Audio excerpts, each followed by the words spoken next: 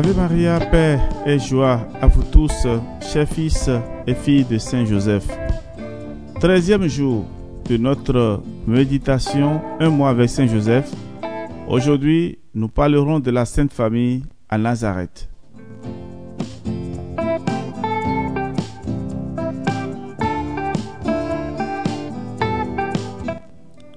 Revenons, âme chrétienne, à la Sainte Maison de Nazareth et arrêtons notre pensée sur les vertus que chaque membre de la Sainte Famille pratiquait admirablement. Saint Joseph. En sa qualité de chef de la Sainte Famille, Joseph représente Dieu. C'est donc lui qui commande et dirige. Mais avec quel respect, avec quel ménagement dans la forme, le Saint Patriarche devait imposer sa volonté à Jésus et à Marie. Son commandement était empreint de simplicité, d'humilité et de douceur. Joseph était partagé entre l'humilité et le devoir qui le sollicitait. Il commandait en tremblant. Ce qu'il ordonnait aux autres, il le pratiquait d'abord lui-même, et ainsi son exemple en inspirait plus que ses paroles. Père de famille, voilà votre modèle. Limitez-vous dans la manière dont vous commandez. Saint Paul vous avertit de ne pas provoquer la colère par le ton brusque du commandement et de rehausser votre autorité par le bon exemple. Le faites-vous? Si vous aimiez votre famille comme Joseph aimait Jésus et Marie, votre maison ressemblerait à celle de Nazareth. Marie. Elle faisait en tout la volonté de son saint époux, sans observation et sans résistance, sachant bien que cette volonté était toujours conforme à celle de Dieu. Jamais épouse n'aima aussi tendrement son époux et ne lui porta plus de respect, de dépendance et de soumission. Quand elle interposait son autorité auprès de son fils, c'était sur le ton de la prière, comme à Cana, ou d'un reproche tendre et maternel, comme dans le temple. Mère chrétienne, imitez la très sainte Vierge dans sa soumission, son abandon à la volonté de son chaste époux. Veillez surtout sur vos enfants. Vous avez sur eux moins d'autorité que le Père, et vous exercez cependant plus d'influence. Si vous saviez ce que peuvent vos prières et vos larmes sur le cœur de ces chers enfants, pour les conserver dans le service et l'amour de Dieu.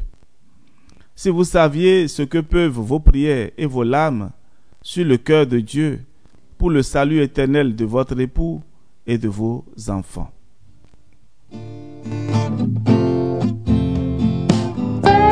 Autre personnage de la Sainte Famille, Jésus.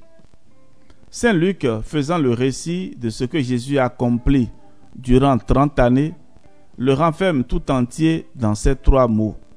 Il leur était soumis. Voilà donc toute l'histoire de l'enfance et de la jeunesse de celui qui allait accomplir l'œuvre immense de la rédemption. Il était parfaitement soumis à Joseph et à Marie en tout ce qu'il lui commandait. L'Évangile ajoute, il est vrai, que Jésus paraissait plein de grâce devant Dieu et devant les hommes. Mais c'est là une conséquence de son esprit de soumission et d'obéissance.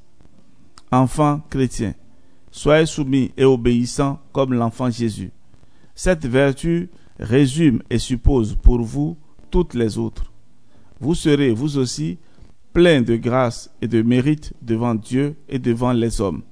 Peut-être la mort vous a-t-elle ravi, vos vieux parents. Hélas, vous êtes orphelins. Eh bien, rappelez-vous les sages recommandations qu'ils vous firent en mourant et tâchez d'y conformer votre conduite. Nazareth.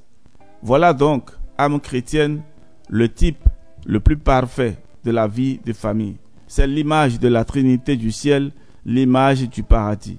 Allons souvent nous instruire et nous édifier dans cette sainte maison. Nazareth. Si je t'oublie, Sainte Famille, Jésus, Marie et Joseph, vous trouvez, c'est la vie. Participer à vos entretiens, c'est le salut. Bienheureux Seigneur, ceux qui habitent dans votre demeure, ils vous loueront dans tous les siècles des siècles.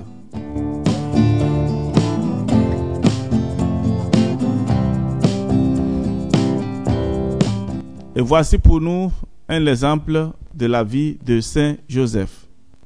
Les vœux et les prières d'une bonne mère sont tôt ou tard exaucés. En voici une preuve frappante. Lors de la guerre de 1870, un jeune homme appartenant à une pieuse famille du Nord avait été enrôlé parmi les mobiles de son département. Ici, nous sommes en France. Sa mère, désolée de son départ, l'avait recommandé avec l'âme au saint patron des familles. Elle avait offert à Dieu le sacrifice de sa propre vie pour sauver celle de son fils. Saint Joseph veilla sur le jeune homme et après bien des dangers et des fatigues, le 18 mars, veille de sa fête, il le rendit à sa bonne mère, dont le cœur surabonda de joie et de reconnaissance. Hélas, son bonheur devait être de courte durée. Le jeune homme était rentré dans sa famille malade et souffrante. 8 jours après, il fut atteint de la petite vérole, qu'on appelle aussi variole, avec des caractères si alarmants que les médecins désespéraient de le sauver. Sa tendre mère voulut le soigner et afin d'assurer plus efficacement sa guérison, elle renouvela, par l'entremise de Saint Joseph, le sacrifice qu'elle avait offert à Dieu.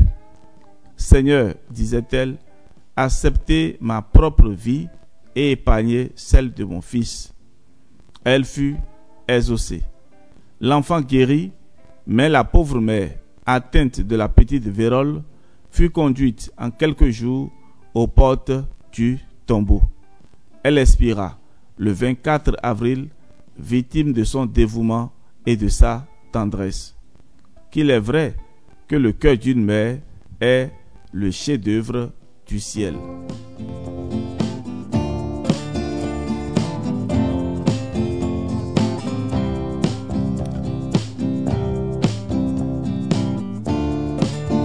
Frères et sœurs, voilà l'histoire merveilleuse de Saint Joseph. Voilà les histoires qu'on nous raconte pour nous aider à nous rapprocher beaucoup plus des saints et de Saint Joseph en particulier. Ce sont des histoires vécues et donc dignes de confiance. Ensemble, nous allons faire cette prière pour clôturer notre méditation. Très sainte famille de Nazareth, protégez les familles chrétiennes, protégez la mienne en particulier.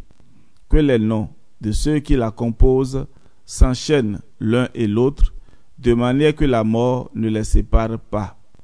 Faites que j'ai le bonheur de les retrouver tous dans le ciel. Amen.